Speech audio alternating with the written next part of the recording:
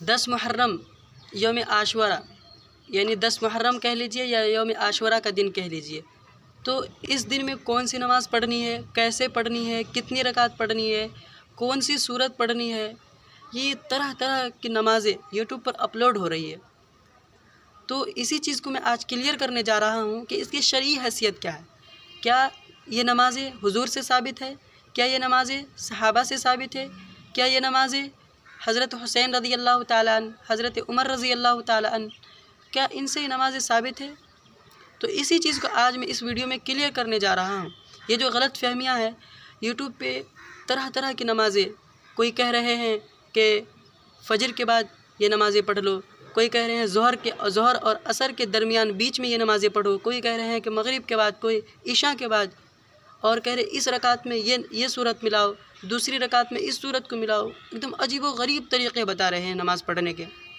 तो क्या ये तरीक़े जो बता रहे हैं, क्या ये हुजूर से साबित है? क्या सहाबा से साबित है? क्या कुरान से साबित है? तो इसी चीज़ को मैं बताने जा रहा हूँ। देखिए, हमारा दीन जो है आज से 1450 साल पहले हमारे नबी सल्लल्लाहु ताला अलैहि वसल्लम पर मुकम्मल हो गया, कंप्लीट हो गया। अल्लाह ताला ने कुरान करीम के अंदर बयान फरमाया, कुरान करीम के अंदर कहा अल-यौम अकमलतु लकुम दीनकुम व अतममतु अलैकुम निअमती व रज़ीतु लकुमुल इस्लाम दीना, कि हमने दीन को आप पर मुकम्मल कर दिया, हुजूर सल्लल्लाहु अलैहि वसल्लम पर।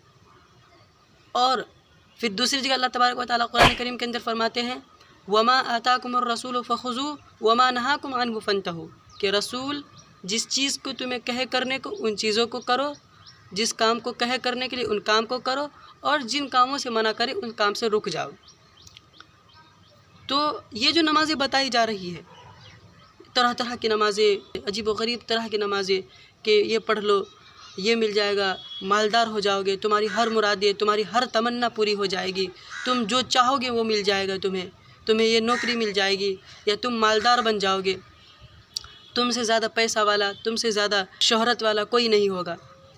तो ये ना हुजूर से साबित है, ना सहाबा से साबित है, ना हज़रत हुसैन, हज़रत हसन और हज़रत अली रज़ी अल्लाह ताला अन्हु, हज़रत उमर रज़ी अल्लाह ताला अन्हु, फिर बड़े बड़े इमाम गुज़रे, इमाम मालिक रहमतुल्लाह अलैह, इमाम अबू हनीफ़ा रहमतुल्लाह अलैह, इमाम शाफ़ी रहमतुल्लाह अलैह, और फिर इमाम बुखारी, इमाम मुस्लिम, इमाम तिरमिज़ी, जिसकी बड़ी बड़ी किताबें हम हदीस की पढ़ते हैं, उनसे कहीं से भी ये साबित नहीं है कि ये नमाज़ें, हदीस की किताबों में कहीं से नहीं मिलती है बातें।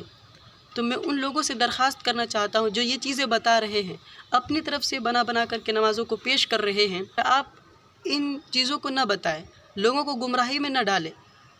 तो अब अगर ये बात कही जाती है तो फिर कहते हैं कि आखिर नमाज़ों के बारे में तो बताया जा रहा है, आखिर उन नमाज़ों में रुकू ही तो होते हैं, सजदे ही तो होते हैं, कुरान की तिलावत ही तो होती है।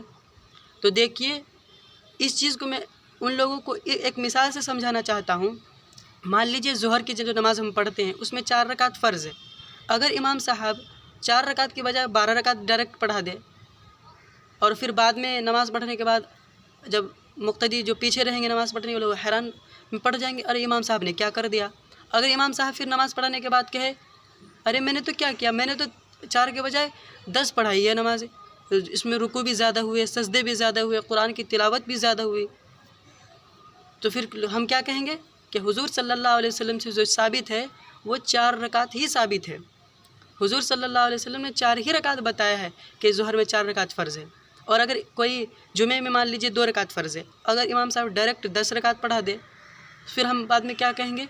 अगर इमाम साहब कहने लगे कि इसमें तो रुकू ज़्यादा हुए, सजदे ज़्यादा हुए, कुरान की तिलावत भी ज़्यादा हुई, तो सवाब इससे ज़्यादा होगा, मिलेगा, तो हम क्या कहेंगे। हुजूर सल्लल्लाहु अलैहि वसल्लम से 2 ही रकात साबित है, 2 ही रकात हमारे हुजूर ने बताया कि 2 ही रकात जुमे के दिन में फ़र्ज़ है, तो हम ये कहेंगे। तो इसी तरीके से जो नमाज़ें हम अपनी तरफ से, जो भी शख्स अपनी तरफ से बना बना करके एकदम बयान कर रहे हैं, बता रहे हैं, तो दीन में अपनी तरफ से किसी चीज़ को दाखिल करना, दीन में अपनी तरफ से किसी चीज़ को बना करके बताना, ये क्या है, बिदआत है। क्योंकि दीन आज से 1400 साल पहले ही मुकम्मल हो गया, हमारे नबी पर कंप्लीट हो गया। अल्लाह ताला फरमा रहे हैं कि जो चीज़ तुम्हें रसूल जिन चीज़ को करने को कहे, नबी पाक सल्लल्लाहु अलैहि वसल्लम जो चीज़ कहे करने को उन्हें फॉलो करो, और जिन चीज़ से मना करे उससे रुक जाओ। تو حضور سے نہ ثابت، یہ جو نمازیں بتائی جا رہی ہے نہ حضور سے ثابت ہے، نہ صحابہ سے ثابت ہے، کسی سے ثابت نہیں ہے۔ اور پھر جب یہ باتیں کہی جاتی ہے تو ہم کہتے ہیں کہ حضور نے منع بھی تو نہیں کیا ہے، تو حضور نے منع نہیں کیا یہ دلیل دیتے ہیں۔ تو اگر یہ چیزیں ہوتی تو پھر ہر کوئی شخص اپنی طرف سے نئی نئی چیزوں کو بنا کر کے، نئی نئی چیزوں کو ایجاد کر کے دین میں داخل کر دیتے اور پھر کہتے حضور نے تو منع ہی نہیں کیا ان چیزوں سے۔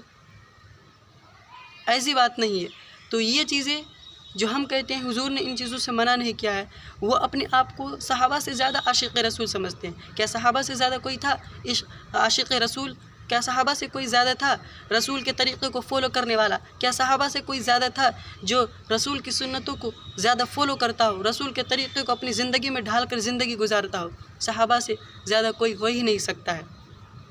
تو ان سے جب ثابت نہیں ہے یہ نمازیں جو بتائی جا رہی ہے، تو پھر ہم کیسے کہہ سکتے ہیں اپنے آپ کو کہ ہم جو ہے اپنی طرف سے بنا کر کے پھر کہتے ہیں کہ حضور نے منع نہیں کیا، یہ دلیل دیتے ہیں؟ تو یہ نہیں ہونی چاہیے۔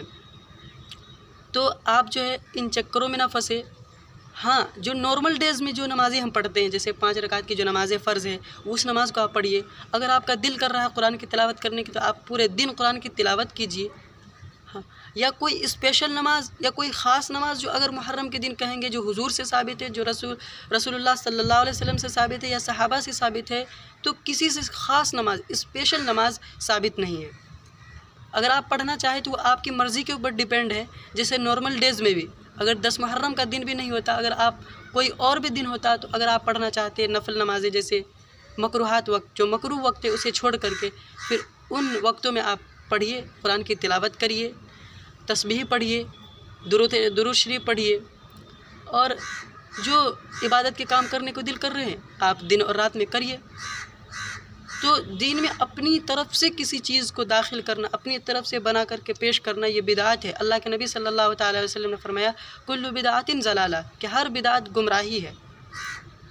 دین میں اب کوئی چیز کو بڑھانا یا گھٹانا، جو چیزیں ہمارے نبی صلی اللہ تعالیٰ علیہ وسلم بتا کر کے گئے، نہ ان میں ہمیں زیادہ کرنا ہے اور نہ ہمیں کم کرنا ہے۔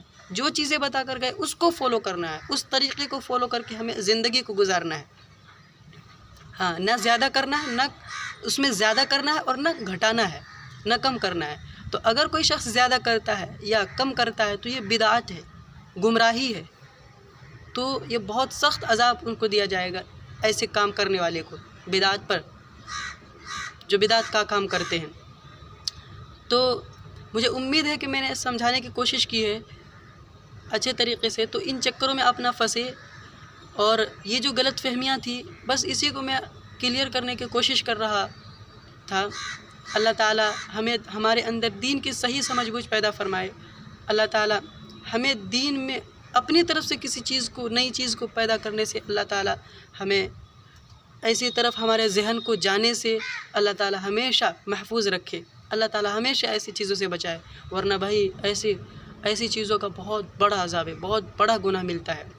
اللہ تعالیٰ ہمیں ضلالت و گمراہی سے بچائے۔